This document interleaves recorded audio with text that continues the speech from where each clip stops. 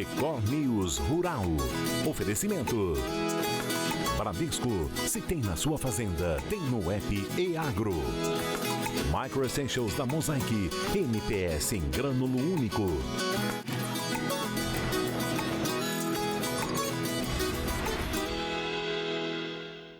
Oi, muito bom dia para você. O Conselho dos Exportadores de Café do Brasil, Secafé, e a Fundação Solidariedade firmaram um acordo de cooperação técnica com foco na promoção da sustentabilidade da cafeicultura brasileira.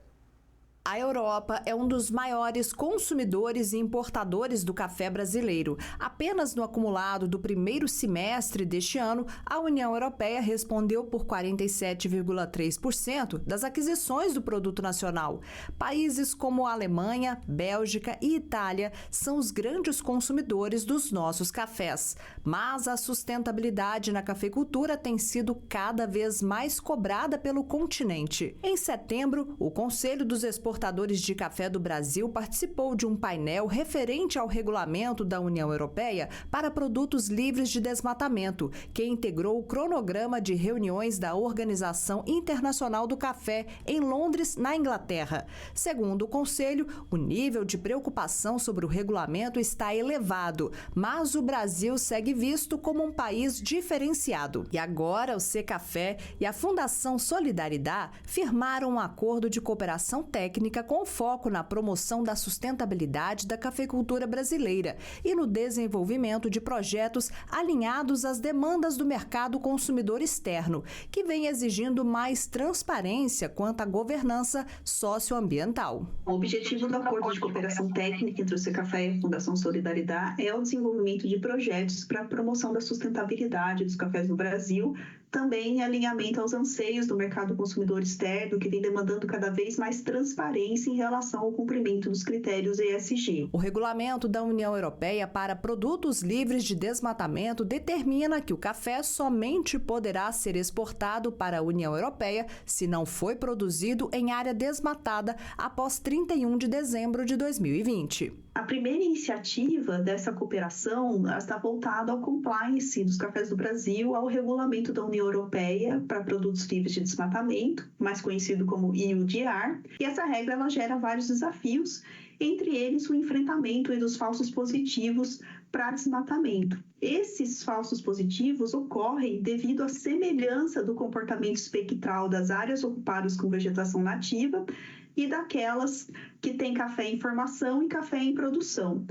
Então, dependendo da resolução espacial das imagens de satélite utilizadas dos sistemas de monitoramento de desmatamento existentes no Brasil, pode existir essa confusão entre áreas de café e áreas de floresta, e essa confusão ela pode se acentuar em regiões com relevo mais acidentado e também devido ao tamanho variado dos talhões de café nas regiões produtoras. Segundo a diretora de Responsabilidade Social e Sustentabilidade do Secafé, os alertas de falsos positivos para desmatamento devem ser enfrentados e monitorados. Para contornar esse problema, o Secafé solicitou ao Departamento de Geoprocessamento da Fundação Solidariedade que realize uma análise multitemporal de uso do solo em áreas produtoras de café selecionadas, com base em imagens de satélite de alta resolução, para verificar se eventuais alertas de desmatamento que possam aparecer nessas áreas são reais ou se configuram falsos positivos. A parceria firmada oferece aos exportadores associados ao Secafé a verificação de critérios ambientais em acordo com o regulamento. Essa análise detalhada realizada pela Fundação Solidariedade é de muita importância para evitar exclusões indevidas de acesso dos cafés do Brasil ao mercado europeu em períodos de vigência do EUDR. E a Comissão Europeia estuda adiar em um ano a lei antidesmatamento prevista para entrar em vigor a partir de 30 de dezembro deste ano. Essa nova regra proíbe a entrada na União Europeia de commodities vindas de áreas que tenham sido desmatadas de dezembro de 2020 em diante. A Comissão Europeia decidiu pedir o adiamento ao Parlamento e ao Conselho Europeu após ouvir os apelos de países exportadores como o Brasil e os demais integrantes do Mercosul. Segundo uma nota divulgada pelo órgão, essa medida busca dar aos parceiros internacionais mais tempo para se ajustarem às novas normas. Os peixes estão ameaçados pela estiagem em Mato Grosso do Sul. O Rio da Prata está quase seco em vários pontos e, por isso, os animais precisaram ser resgatados. Este é o Rio da Prata, famoso pelas águas cristalinas, mas neste ponto não há nada que se pareça mais com ele. Aqui, biólogos e voluntários do Instituto Homem Pantaneiro tentam salvar os peixes. Pirapotangas e curimbas são resgatados. Meses atrás, a Record mostrou a situação crítica do Rio da Prata, que já estava seco em alguns trechos. Aqui neste ponto, até semanas atrás, tinha água suficiente para que os peixes seguissem o fluxo. Mas com a baixa do nível do rio, a situação piorou e agora os animais estão represados. Foi preciso colocar oxigênio na água para manter as espécies com vida. A gente precisa que esses animais aumentem um pouco a sua resistência para que a gente consiga fazer esse relocamento. A gente já causa um estresse a esses animais quando está fazendo esse processo. Então, se você realiza esse processo com esses animais debilitados, dificilmente eles sobrevivem. Situação alarmante que chamou a atenção também da Polícia Militar Ambiental. Eu nunca deparei com uma situação dessa agora, né? Agora está crítico demais. Então, correndo para salvar a espécie dos bichinhos para não estar em extinção, né? Aqui o nível da água chegou a quase zero, baixou mais de 4 metros. A expectativa é salvar em 24 horas todo o cardume, com cerca de 300 peixes. No tanque, o oxigênio de mergulho dá o suporte para que os animais sobrevivam ao deslocamento de quase 10 quilômetros, até o outro ponto, onde o rio ainda está preservado por causa das nascentes. Afunda. Um a um, eles são devolvidos à natureza.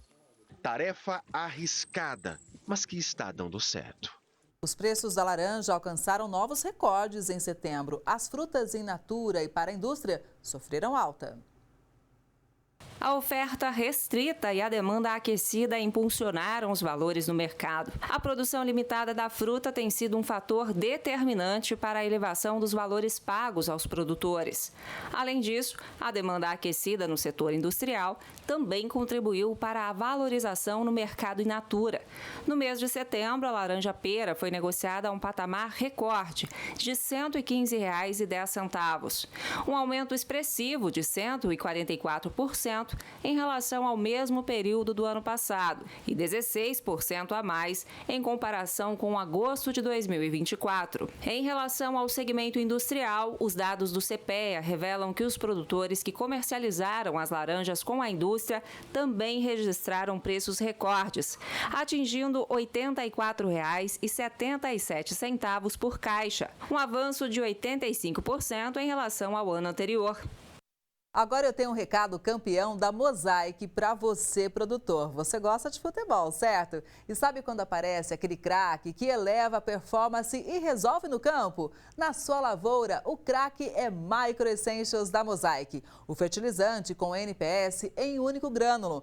Nitrogênio decisivo para o desenvolvimento das plantas. Fósforo de alta solubilidade para raízes robustas e maior enchimento dos grãos. 2 formas de enxofre disponibilizadas conforme a necessidade das plantas. Nutrição uniforme e mais resultados na colheita. Fertilizante com NPS em um único grânulo é Micro Essentials da Mosaic. Performance no mais alto nível. Saiba mais no QR Code ou acesse nutriçãodesafras.com.br. As exportações do agronegócio mineiro, mais uma vez, alcançaram números recordes. Entre janeiro e agosto deste ano, o setor registrou crescimento de 15% na receita e de 14% no volume exportado em comparação com o mesmo intervalo do ano passado. Os números são os maiores registrados em 27 anos, quando os dados começaram a ser contabilizados.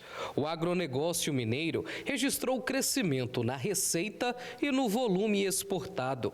As nossas exportações do agro mineiro bateram novamente recordes. Os números alcançados são os melhores da série histórica para o período de janeiro a agosto, em comparação com o mesmo período do ano passado. Registramos um total de 11 bilhões de dólares em receita e mais de 12 milhões de toneladas embarcadas que chegaram em 165 países. Isso significa um crescimento de 15% na receita e 14% no volume exportado. As exportações de café atingiram 4 bilhões e meio de dólares, com embarque de 19 milhões de sacas para 85 países. Os números representam um acréscimo de 33% na receita e mais de 28% no volume. Já o café solúvel teve um acréscimo de 625% no valor e 619% no volume embarcado, devido ao aumento das aquisições por parte da Rússia e dos Países Baixos. Soja em grãos, farelo e óleo de soja atingiram a marca de 2,9 bilhões de dólares e 6 milhões e meio de toneladas. O volume exportado aumentou em 18%. O complexo sucro-alcooleiro, composto por álcool e açúcar, teve uma receita de quase 1 bilhão e meio de dólares, com embarque de quase 3 milhões de toneladas. O açúcar, principal componente, registrou um aumento de 32% no valor e 23% no volume exportado. As vendas do setor de carnes apresentaram um crescimento de 12% no volume embarcado, com 315 mil toneladas. A receita somou 993 milhões de dólares, o que representa um aumento de 10%. A carne bovina foi o destaque do segmento, com 706 milhões de dólares e mais de 600 mil toneladas embarcadas. A China continua sendo o principal comprador dos produtos agropecuários mineiros, com quase 3 bilhões e meio de dólares. Na sequência vem Estados Unidos, Alemanha e Itália. No período analisado, Minas Gerais também conquistou novos parceiros comerciais, como a Sérvia e Barbados. De acordo com a Secretaria de Agricultura, Pecuária e Abastecimento, a expectativa é que até o fim do ano os números continuem surpreendendo. Se o cenário positivo persistir, e a gente acredita que sim, a projeção é que a receita anual atinja cerca de 17 bilhões.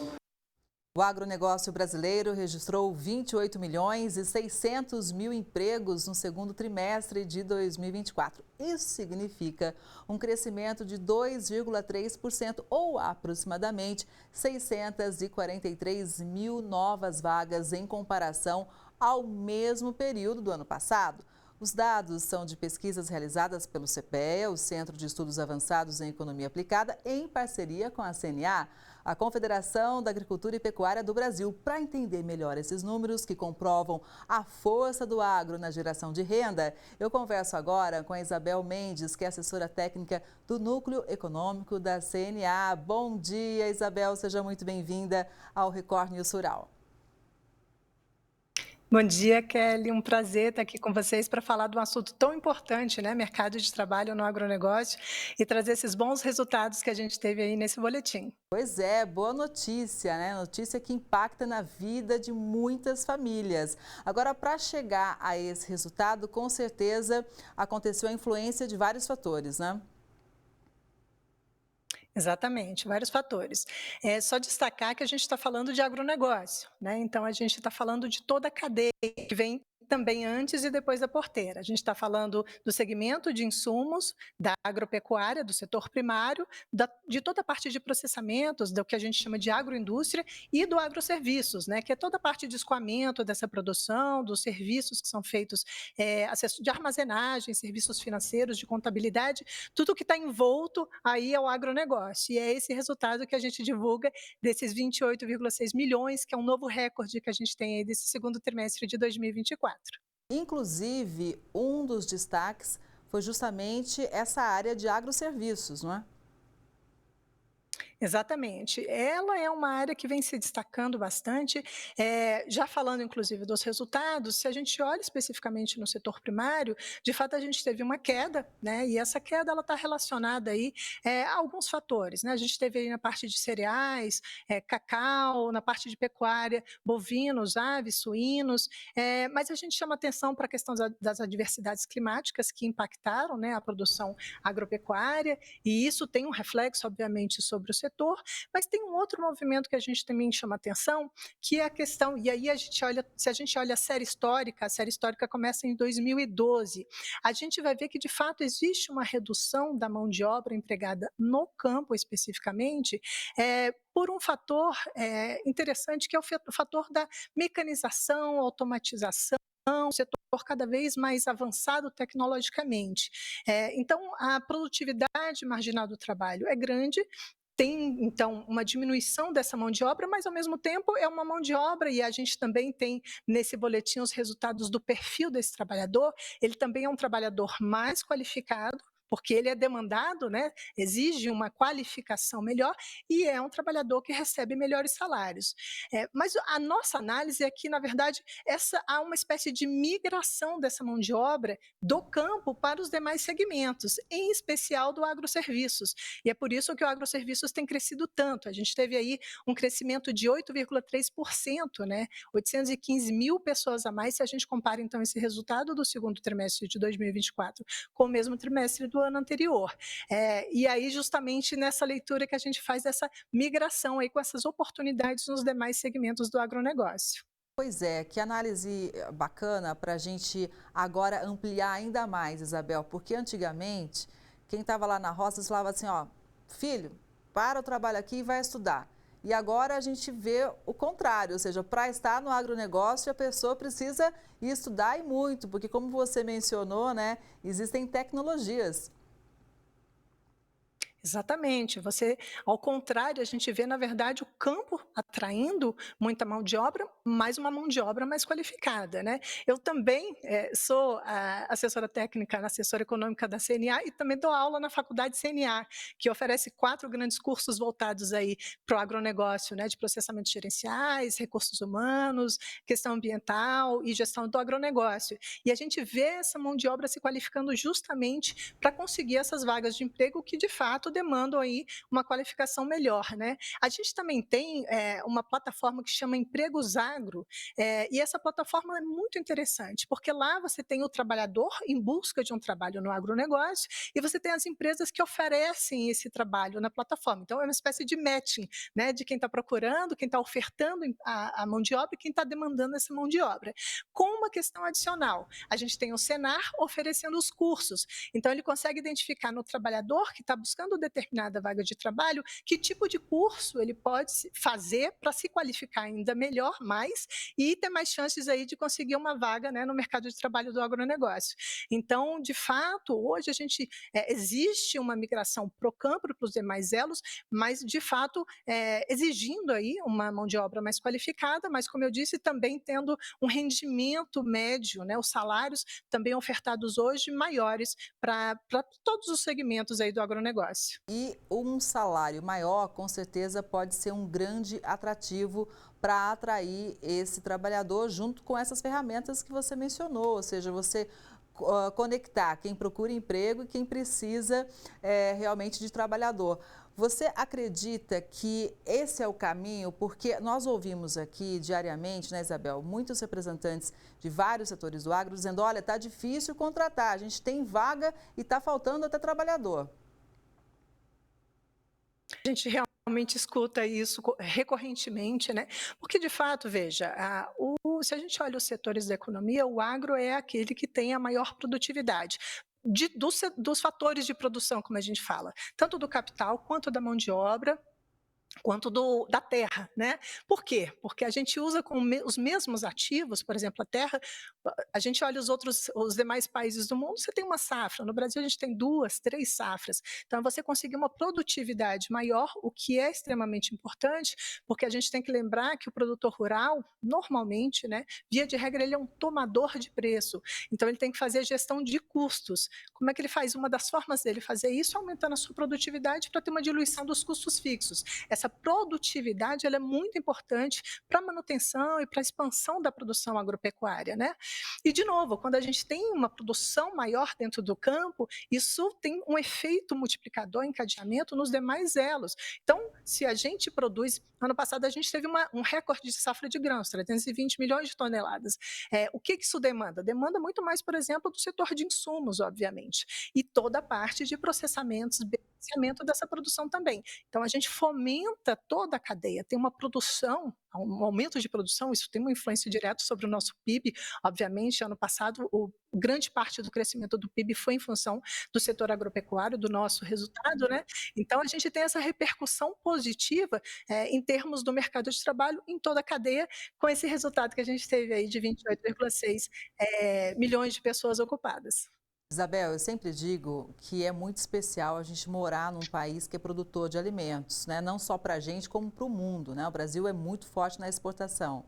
Só que muitas vezes a gente não para pensar da força que o agro tem no quesito de geração de empregos, né? Eu queria que você trouxesse para a gente o percentual, né, de ocupação de postos de trabalho que o agro representa em relação ao todo do país. Hoje, esses 28,6, né, de pessoas ocupadas representam aí 26,5% do total da mão de obra empregada no nosso país. É realmente bastante expressiva aí a nossa participação em termos de mercado de trabalho e, consequentemente, geração de renda, né? A gente tem aí uma geração de renda, fazendo, inclusive, é uma coisa importante de destacar, desenvolvimento para os municípios, né? As novas fronteiras agrícolas estão aí para mostrar isso. Você tem muitos municípios que são puxados aí pelo setor agropecuário e, obviamente, a partir da pujança do setor agropecuário, a gente tem toda a formação ali, né, de agroindústrias que acabam indo para esses municípios, para esses estados, de toda a parte de serviços que é feita em torno ali das fazendas, do campo, né? Então, de fato, aí fazendo um efeito multiplicador em termos de não só de emprego, mas de renda e repercutindo aí no PIB do nosso país. Pois é, então, olha, de todos os trabalhadores do nosso país, 26,5% estão atuando no agronegócio brasileiro. Então, realmente é um índice que a gente precisa registrar aqui para cada vez mais valorizar o nosso agro.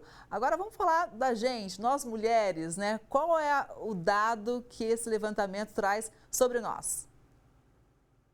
Pois agora nesse boletim do segundo trimestre a gente teve um dado importante que é de um crescimento a mais aí das mulheres, da participação das mulheres, né, na mão de obra. A gente teve um crescimento de 2,5%, o que significa 262 mil mulheres a mais aí trabalhando na comparação com o mesmo trimestre do ano anterior. A gente vê, né, no campo, nos demais segmentos, nos postos de liderança, que era uma coisa que há não tanto tempo atrás assim, né, a gente via com muito menos frequência, né, a mulher atuando assim tão fortemente no agronegócio como um todo, e a gente vê de fato aí uma participação cada vez maior das mulheres, mais uma vez, inclusive nos postos de liderança, o que nos deixa muito felizes, claro. Exatamente, né? Agora, por cultura, tem alguma que você pode destacar para a gente em relação a esse resultado?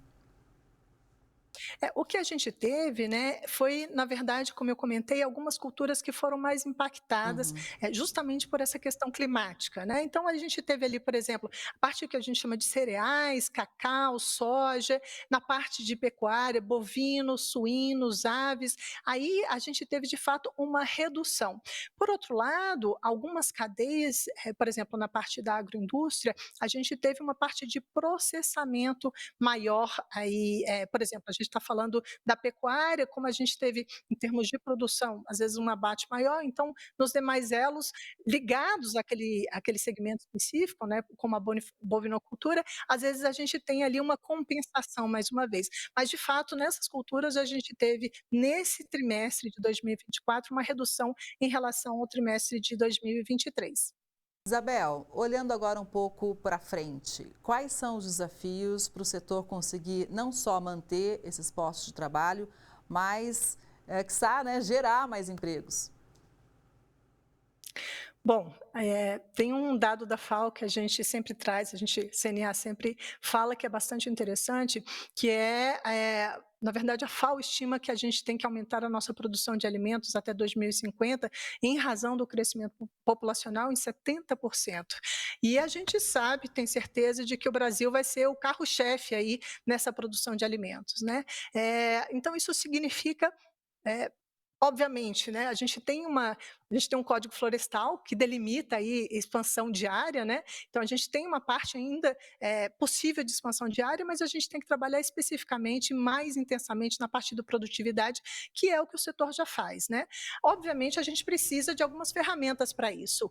Fazer uma safra é muito cara, exige muito investimento e é por isso que é tão importante políticas públicas, políticas agrícolas para essa finalidade. E aqui a gente não pode deixar de citar o Plano Safra, né? Que tem o crédito rural oficial aí disponibilizado para o setor justamente para fazer esse investimento em novas máquinas, né, no manejo, porque a gente tem a gestão agronômica e a gente tem a gestão financeira. Tudo isso é muito importante para a gente manter uma produtividade elevada, manter os empregos e ter cada vez mais empregos e salários melhores, que é o que a gente, né, vem ao longo. O agro é, sem dúvida nenhuma, né, um campeão, ele é um exemplo, né, de sucesso, e para continuar isso daí, claro que são importantes essas públicas, principalmente nesse momento de adversidades climáticas cada vez mais severas que afetam o nosso setor. Uma outra política que a gente cita é a política de seguro rural, né? E aí a gente tem o PSR, que é a subvenção ao seguro rural. Também é uma política muito importante, a gente viu agora recentemente o que aconteceu no Rio Grande do Sul. Então, políticas públicas que consigam dar suporte ao setor em momentos mais críticos para que ele se sustente, que ele possa fazer cada vez mais investimentos, é importante para a gente manter esses ótimos resultados que o agro tem, contribuindo tanto para o nosso país. Sim, também todo aquele olhar atento, né, ao mercado internacional, tendo posicionamentos do Brasil que favoreçam também o nosso agro, porque a gente vive um momento sensível, com guerras mundo afora. Pois é outro fator que nos atinge diretamente, né? A gente citar um exemplo aqui clássico, né, que a gente sabe que é muito importante, que é a questão dos fertilizantes, né? A gente viu ali no início da guerra Ucrânia e Rússia o que aconteceu nessa insegurança que a gente teve em termos, né, tanto do valor quanto da disponibilidade desse insumo para a gente. Guerras acabam afetando, né, a chegada de insumos importantes para o setor.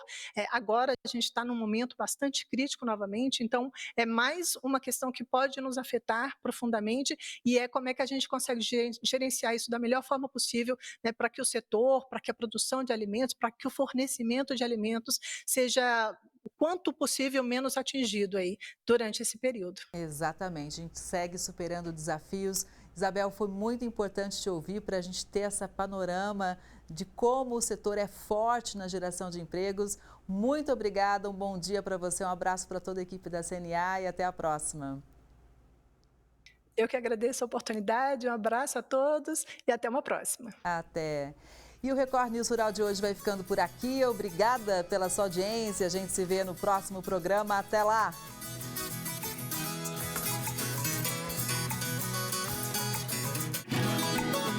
Record News Rural. Oferecimento. Bradesco, se tem na sua fazenda, tem no app e-agro. Micro Essentials da Mosaic, MPS em grânulo único.